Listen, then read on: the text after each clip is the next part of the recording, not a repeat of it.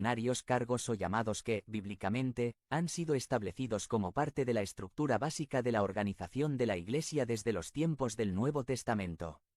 Es decir, que estos oficios, cargos o funcionarios son una parte estructural del aspecto institucional de la Iglesia establecida desde la época apostólica y que perdura hasta nuestros días. Como ya hemos mencionado, en los tiempos apostólicos hubo otros oficios o cargos como el de los apóstoles, profetas y evangelistas, pero dichos oficios cumplieron su papel fundacional en la Iglesia y pasada esa época de cimentación de la Iglesia, desaparecieron, dando lugar a solo dos oficios que perduran hasta el día de hoy en la Iglesia. Estos dos oficios son el oficio de anciano, pastor u obispo. Como vimos la semana pasada, estos títulos son tres maneras distintas de referirse al mismo oficio y el oficio de diácono. El Nuevo Testamento da testimonio de que a medida que la Iglesia se extendía por el mundo, estos dos oficios eran los que continuaron en la estructura de organización en las iglesias locales. Así nos lo muestra Filipenses 1. Pablo y Timoteo, siervos de Cristo Jesús, a todos los creyentes en Cristo Jesús que están en Filipos, junto con los obispos y diáconos. En la organización más básica de las iglesias locales se contaba con ancianos, pastores u obispos y también con diáconos. Las tareas y funciones de cada uno de estos oficios son distintas pero complementarias y muy importantes para el buen desarrollo del ministerio del cuerpo de Cristo. La semana pasada estuvimos hablando de los ancianos, pastores u obispos y subrayamos que estos oficiales son el cuerpo de autoridad de la Iglesia. Los ancianos dirigen, pastorean y enseñan al rebaño del Señor puesto bajo su cuidado en la Iglesia local. Son los responsables de la Iglesia y los que darán cuenta al príncipe de los pastores. Ahora bien, en la Iglesia hay otro oficio muy importante para el desarrollo del ministerio. No son un cuerpo de autoridad, sino de servicio. No tienen una función primordialmente de enseñanza como los ancianos, pero su ministerio en la Iglesia refleja y nos muestra el corazón compasivo y de amor de nuestro Dios. Su ministerio no es tanto de palabra, sino más bien de acción. Hoy estaremos hablando de estos oficiales de la Iglesia que son llamados en el Nuevo Testamento diáconos. Para reflexionar sobre este importante oficio vamos a considerar principalmente un pasaje en el libro de Hechos capítulo 6. El libro de Hechos nos habla de los albores de la Iglesia del Nuevo Testamento. Es un libro histórico que nos muestra cómo, de hecho, algunas cosas se fueron estableciendo y definiendo conforme la Iglesia se desarrollaba, y el oficio del diaconado, sin duda, fue una de esas instituciones establecidas en la época apostólica como una respuesta a las necesidades y circunstancias que requería el crecimiento del Evangelio en la tierra. Este oficio no fue una medida temporal, sino permanente para buen desarrollo de la Iglesia. Por lo tanto, aun en la Iglesia del siglo XXI seguimos teniendo este importante oficio del diaconado. Se ha debatido entre los intérpretes de la Escritura si Hechos 6, el pasaje que estaremos considerando, es la institución histórica del oficio del diaconado. Pero, aunque reconocemos que es un poco controversial, no obstante, consideramos que tenemos razones para suponer que sí es la institución histórica del oficio. Aunque el término diácono no se encuentra en el pasaje, el concepto sí aparece claramente, pues se trata de un cuerpo oficial de siervos diáconos quienes devotamente sirven a las necesidades de otros, lo cual es la esencia de este oficio. Así que aprenderemos acerca del oficio del diaconado partiendo de este pasaje del libro de Hechos. Subrayaremos 4 verdades acerca del diaconado en este pasaje en Hechos 6. Dice Hechos 6, 1. En aquellos días, al aumentar el número de los discípulos, se quejaron los judíos de habla griega contra los de habla hebrea de que sus viudas eran desatendidas en la distribución diaria de los alimentos. En los capítulos anteriores del libro de Hechos se nos ha narrado cómo, después de la venida del Espíritu Santo sobre la Iglesia el día de Pentecostés, el grupo de los discípulos de Cristo comenzó a experimentar crecimiento en Jerusalén, en Judea, e incluso el Evangelio se había extendido hasta Samaria.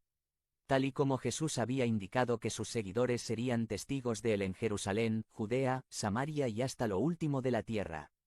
Entonces, esta iglesia incipiente en Jerusalén comenzó a experimentar un crecimiento exponencial.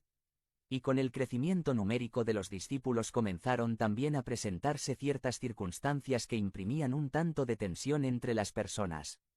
Los sabemos, donde hay gente compartiendo el mismo espacio, las posibilidades que se presenten tensiones no es algo raro.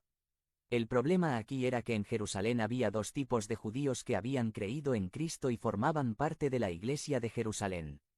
Por un lado, estaban los judíos que habían nacido y crecido en Palestina y hablaban ya fuera hebreo o arameo.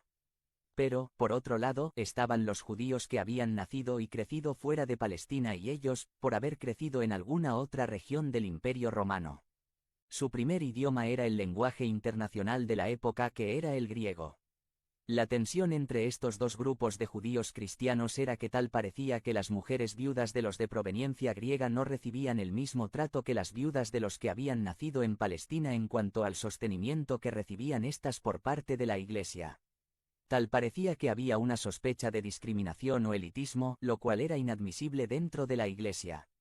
Esta queja llegó hasta los apóstoles, pues estos al principio eran los que se encargaban casi de todo. Incluso cuando empezó a haber necesitados entre el grupo de discípulos, ellos empezaron a ser los encargados de repartir los recursos entre los que estaban en necesidad. Así nos parece indicar el libro de Hechos en sus primeros capítulos. Por ejemplo, en Hechos 4, 33b-35, la gracia de Dios se derramaba abundantemente sobre todos ellos, pues no había ningún necesitado en la comunidad. Quienes poseían casas o terrenos los vendían, llevaban el dinero de las ventas y lo entregaban a los apóstoles para que se distribuyera según la necesidad de cada uno. Al principio, cuando la cosa estaba manejable, no hubo ningún problema porque los apóstoles se daban abasto para la repartición a los necesitados, pero conforme comenzó a crecer más y más el número de discípulos, y con ellos también los necesitados, por muy buenas intenciones que tuvieran los apóstoles, sus esfuerzos fueron insuficientes y este asunto de carencias en la organización se volvió el contexto para el conflicto.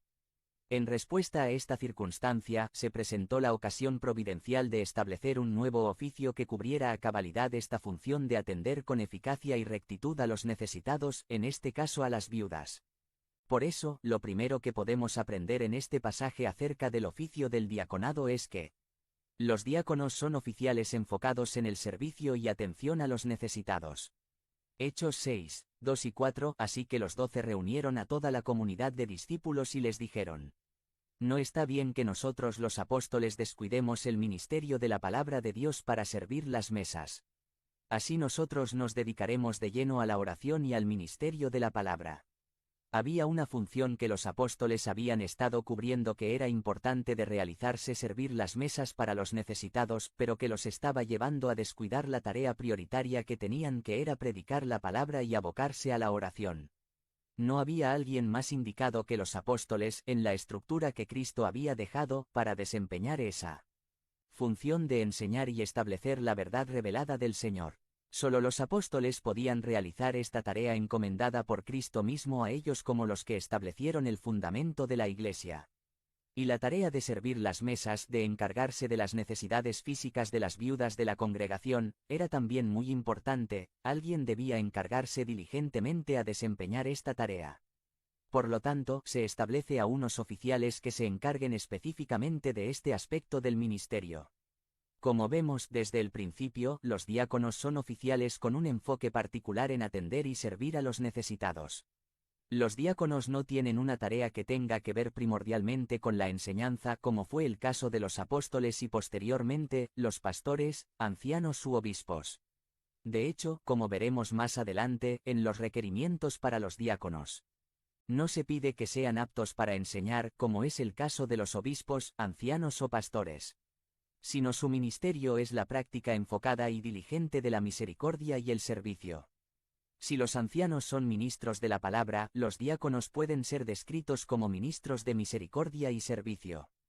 Con esta división de tareas de estos dos oficios, los ancianos, pastores u obispos dedicados a enseñar, pastorear y dirigir al rebaño, y los diáconos dedicados a atender y servir a las necesidades materiales del rebaño, la Iglesia sale muy beneficiada porque cada quien está haciendo diligente y enfocadamente aquello para lo cual Cristo lo ha llamado.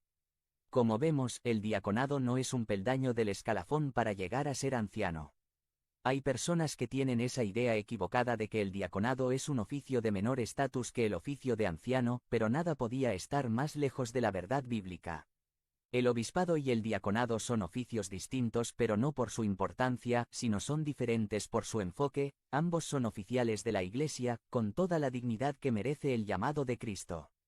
En el caso de los ancianos, se enfocan en la dirección, pastoreo y enseñanza del rebaño, y los diáconos son oficiales enfocados en un área del ministerio que está muy cercano al corazón del Señor, como lo son los necesitados, los que sufren, los que pasan necesidad. Recordemos las palabras de Jesús para aquellos que con un corazón sincero atendieron a los necesitados en Mateo 25. 35 a 40, porque tuve hambre y ustedes me dieron de comer, tuve sed y me dieron de beber, fui forastero y me dieron alojamiento, necesité ropa y me vistieron, estuve enfermo y me atendieron, estuve en la cárcel y me visitaron. Y le contestarán los justos: Señor, cuando te vimos hambriento y te alimentamos, o sediento y te dimos de beber. Cuando te vimos como forastero y te dimos alojamiento, o necesitado de ropa y te vestimos. Cuando te vimos enfermo o en la cárcel y te visitamos. El rey les responderá: les aseguro que todo lo que hicieron por uno de mis hermanos,